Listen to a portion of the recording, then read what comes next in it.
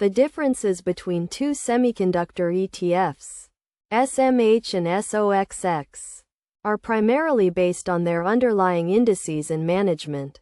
SMH is a passively managed exchange-traded fund, managed by Van Eck, and its performance is based on the MVIS US-listed Semiconductor 25 Index.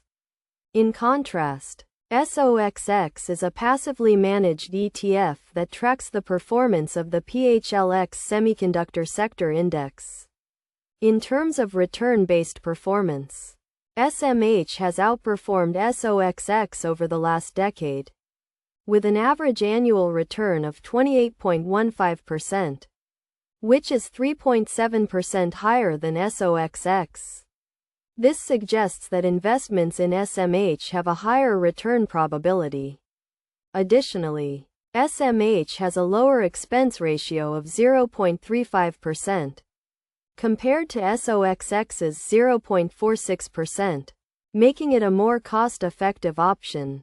Despite their differences, SMH and SOXX share some similarities. Both are passively managed ETFs and have relatively high volatility, which affects their price fluctuations. However, SOXX currently has lower volatility, resulting in fewer investment risks. The risk-adjusted performance ratios of the two ETFs also fluctuate similarly over time.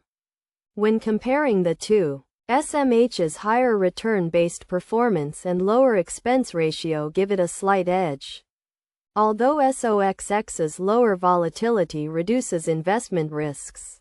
SMH's advantages make it the better choice for long-term investors. Ultimately, the decision between SMH and SOXX depends on individual investment goals and priorities. But SMH's overall performance makes it a slightly more attractive option.